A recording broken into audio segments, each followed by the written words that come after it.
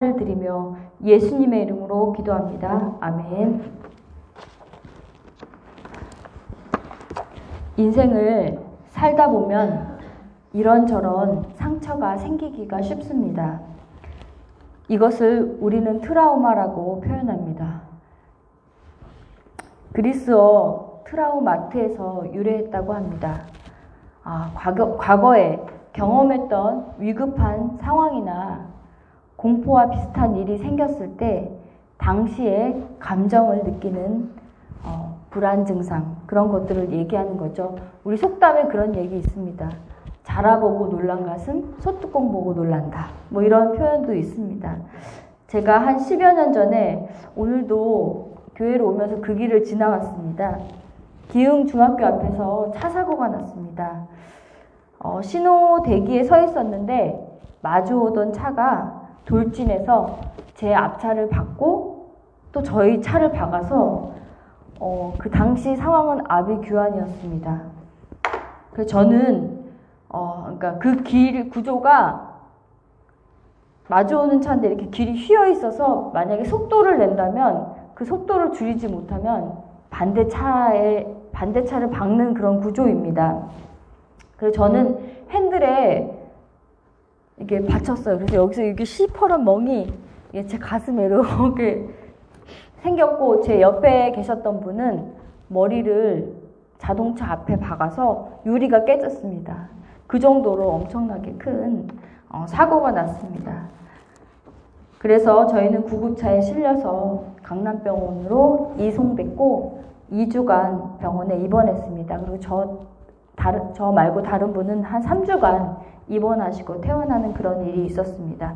그래서 저는 한동안 운전할 때마다 반대편 차가 자꾸 제 차를 달려드는 그런 것 같은 약간 그런 트라우마가 있어서 자꾸 운전을 오른쪽으로 트는 그런 습관이 한참 동안 저에게 있었습니다. 오늘 성경에 등장하는 인물 가운데 이런 트라우마를 겪는 인물들이 있습니다. 사도 바울을 보면 사도성에 대한 도전을 되게 많이 받았습니다. 그래서 12제자 안에 들지 못했는데 자꾸 많은 사람들은 너는 사도가 아니다 라고 표현했기 때문에 사도 바울은 아니다, 나는 부활하신 주님을 만난 당당한 사도다라고 말씀 속에서 계속 사도성을 변호하는 그런 말들을 증거하고 있습니다. 또 다른 인물, 우리 다윗을 보겠습니다. 다윗은 사무엘이 기름 부으러 왔을 때 부모님이 부르지도 않았던 변두리의 인생이었습니다. 그래서 시편에서 이렇게 고백하고 있습니다. 내 부모는 나를 버렸으나 여호와는 나를 돌봐주신다라는 고백을 하고 있습니다. 인간은 누구나 상처를 가지고 살아갑니다. 상처를 잘 이겨내면 그것이 그 사람의 능력이 되지만 그렇지 않고 그 상처에 매몰되어 삶을 포기하는 사람들도 간혹 볼 수 있습니다. 본문에 등장하는 베드로도 예수님을 부인하는 사건으로 마음에 회복할 수 없는 큰 상처를 입었습니다. 어느 곳을 가도 베드로를 따라다니는 수식어가 있습니다. 배신자입니다. 주님 없이 못 삽니다. 인생에서 당당한 신앙 고백을 했을 때가 있었습니다. 다른 사람은 다 부인해도 저는 절대 주님을 버리지 않겠습니다 하던 신앙의 절정기도 있었습니다.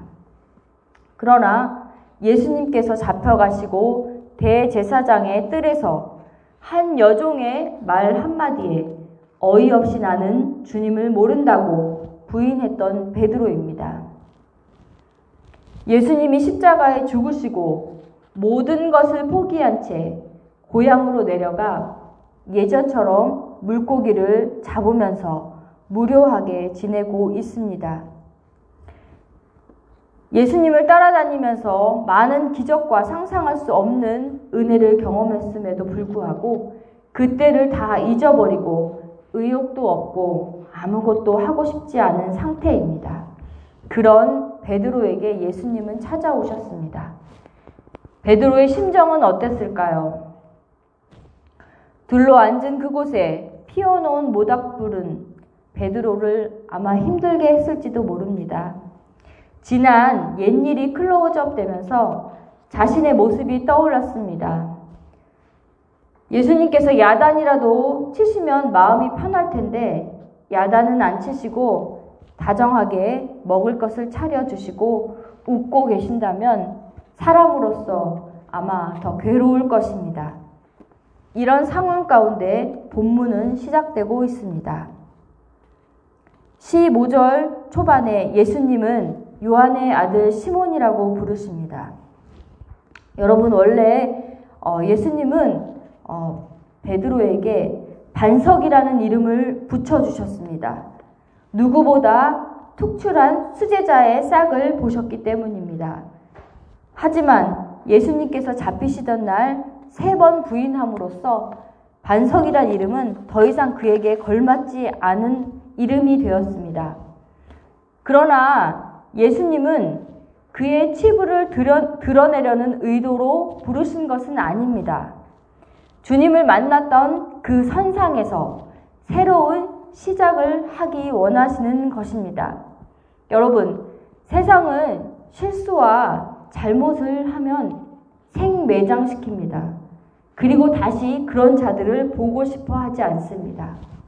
그러나 예수님은 그런 자들을 찾아가셔서 새로운 삶을 주시기를 원합니다.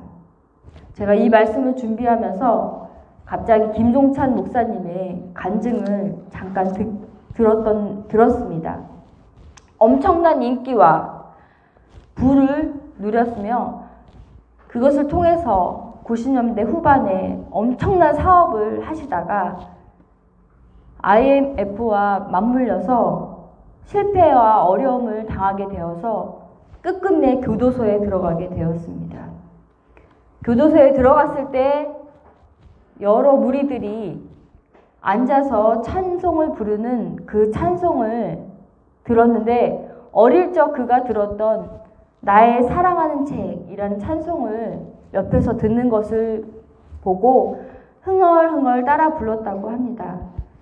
그런데 그 한 교도관이 그 김종찬 목사님의 그 모습을 보면서 며칠 있다가 불렀습니다.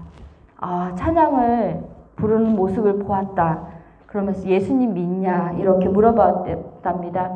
그래서 나는 예수님을 믿진 않았지만 그때 그 찬양을 들으면서 내가 알았던 찬양이기에 같이 따라 불렀다. 이렇게 얘기했습니다. 그러면서 유달리 잘 보았는지 우리 함께 며칠 후에 이제 함께 고정적으로 우리 말씀을 성경 공부하는 시간을 가졌으면 어떤가 하고 물어봤답니다.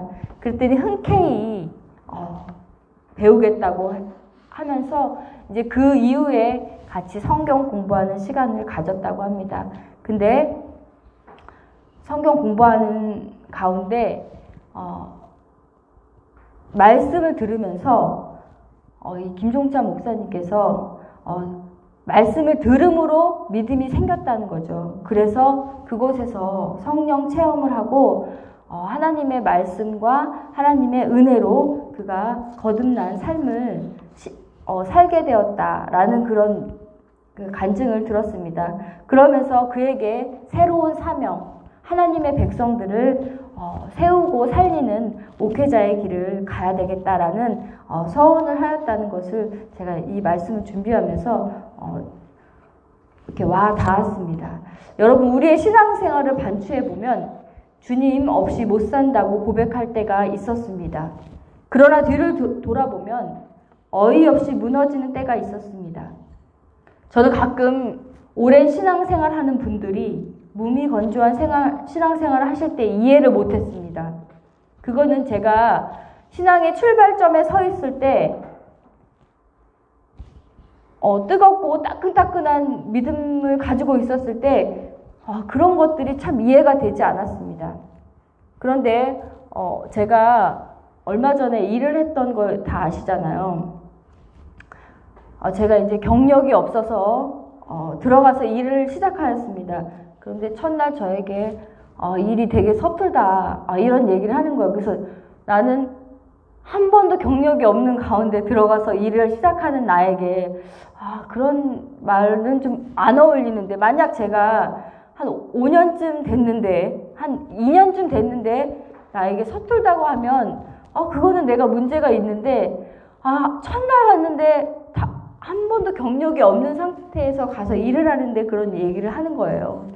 그리고 또 오래 썩은 음식물 쓰레기를 저에게 버리라고 이렇게 하는 그런 모습을 보면서 제가 너무 부담 마음에 후라이팬을 세수세미로 막 빡빡 닦은 적이 있습니다. 그리고 나서 이제 그렇게 해서 분을 시켰습니다. 그리고 나서 운전하면서 돌아오는 길에 제 속에서 이런 마음이 드는 거예요. 너 전도사 맞니? 라는 그런 내적인 음성이 막 오는 겁니다. 그리고 저는 이런 생각을 했습니다. 이렇게 믿음과 신앙이 무너질 수도 있는구나 라면서 그런 생각을 제가 했습니다. 여러분, 자기 자신의 모습을 보면서 실망하실 때가 있으시죠? 나는 안 돼. 이런 내가 주님의 길을 갈 수 있어? 하나님의 일은 무슨? 그래, 예전으로 돌아가. 고기 잡아 먹고 살자. 베드로처럼 무기력에 우리는 빠져 있을 수도 있습니다. 그런 시점에 예수님은 베드로에게 찾아와 자연인 시몬을 찾고 계시는 것입니다. 우리로 비유하자면 집사, 전도사, 아니 목사도 아닌 직분으로 포장되어 있는 내가 아니라 하나님 앞에서의 나를 부르시는 것입니다. 처음 주님을 만났던 베드로처럼 우리도 그 자리에 서기를 원하시는 것입니다. 그러면서 예수님은 베드로에게 처음 말문을 이렇게 여십니다. 요한의 아들 시몬아, 내가 이 사람들보다 나를 더 사랑하느냐? 여러분, 사랑이란 말이 우리말에는 하나밖에 없지만 헬라어에는 4가지의 사랑이 있습니다. 남녀 간의 육체적인 사랑을 표현하는 에로스가 있으며, 부모와 자식 간의 사랑을 표현하는 스톨게라고 하며, 친구들 간의 사랑을 표현하는 우정인 필레오라고 합니다. 그런데 이 3가지의 사랑은 서로 함께 노력해야지 지속 가능한 사랑입니다. 이 3가지의 사랑은 바로 조건적인 사랑을 말합니다. 그러나 이러한 조건적인 사랑과 구별되는 또 하나의 사랑이 있습니다. 그것은 바로 진정한 사랑, 변하지 않는 사랑, 바로 하나님의 사랑을 뜻하는 아가페입니다. 본문을 보면 예수님은 아가페, 즉 신적인 사랑으로 나를 사랑하냐고 묻습니다. 그러나 베드로는 인간적인 사랑, 친구 간의 사랑인 필레오로 대답합니다. 그것은 자신이 할 수 있는 사랑은 지극히 인간적인 사랑이라는 것입니다. 예수님의 마지막 질문, 내가 나를 사랑하느냐의 그 질문에서 베드로가 근심하여 이르되라고 되어 있습니다. 근심하다라기보다는 슬픔으로 상처 입다라는 원문의 의미입니다. 2번만 물어보셨으면 괜찮을 텐데 3번째 예수님의 질문에 지난 자신의 모습이 떠올랐기 때문입니다. 다른 사람은 다 떠나도 나는 주님을 배신하지 않겠다고 호언장담했지만 어이없이 주님을 버릴 수 있는 존재라는 것을 보았기 때문입니다. 주님, 저는 인간적인 사랑을 할 수밖에 없는 존재입니다. 배신하는 그런 사람인 줄 주님이 정말 잘 아십니다라는 그런 베드로의 진솔한 고백입니다. 마치 이사야서 6장에 보면 이사야가 성전에서 환상을 봅니다. 보좌에 계신 주님께 천사들이 거룩하다, 거룩하다 찬양을 드리고 있습니다. 그때 하나님의 거룩함 앞에서 이사야 자신의 죄악을 발견합니다. 화로다 나여 망하게 되었도다. 나는 입술이 부정한 사람이요 라고 고백합니다. 완전 무결한 하나님의 거룩 앞에서 자신의 모습을 발견한 것입니다. 넓으신 사랑 앞에 자신의 사랑의 한계를 발견한 것입니다. 사랑하는 여러분, 오늘의 말씀을 통해서 우리에게 주시는 메시지는 무엇일까요? 왜 베드로에게 내가 나를 사랑하느냐라고 질문하셨을까요? 베드로에게 내가 너에게 요구하는 것은 사랑이다라는 것을 가르쳐 주시기 위함입니다. 예수님이 베드로에게 원하는 것은 베드로의 열심이나 실력이 아니라 사랑입니다. 예수님이 베드로에게 주신 그 사랑을 원하셨던 것입니다. 여러분, 자칫 우리가 신앙생활 할 때 보면 우리가 하나님 앞에 이런 열심, 우리의 이런 능력, 우리의 이런 스펙, 이런 것들을 하나님께 드리려고 애쓸 때가 많이 있습니다. 여러분, 그러나 주위의 환경이나 여건이나 내 마음 상태에 따라서 수시로 변하는 그런 그 모습을 통해서 우리가 어떻게 하나님 앞에 열심으로 나아갈 수 있겠습니까? 그런 열심을 우리가 하나님께 드린다고 하면 예수님이 그런 것들을 필요로 하시겠습니까? 우리의 열심이 진심으로 예수님 앞에 쓸모가 과연 있을까 생각해 보는 시간 갖기 원합니다. 여러분이 죽는 상황 가운데 그런 환경 속에서도 예수님에 대한 열심을 포기하지 않을 자신이 있습니까? 우리는 그럴 수 없습니다. 그래서 우리는 역시 베드로와 다를 바 없습니다. 우리는 주님을 사랑할 수 없는 연약한 존재입니다. 끝까지 따라갈 수도 없는 존재라는 것을 고백할 때 주님은 베드로를 진정한 반석으로 여겨주십니다. 여러분, 그런 자는 어떻겠습니까? 날마다 그분의 은혜를 구할 것입니다. 그분의 도우심을 늘 구하며 하루하루 살아가는 인생이 될 것입니다. 자신의 양을 베드로에게 위임하셨던 것처럼 연약하고 부족하지만 이제 주님은 그렇게 연약하고 자신의 부족함을 인정하는 베드로에게 자신의 양을 믿고 맡겨주셨습니다. 왜입니까? 바로 미련한 양이라는 것을 알기 때문에 목자만 따라다니고 그분에게 시선을 떼지 않기 때문입니다. 기도하시겠습니다.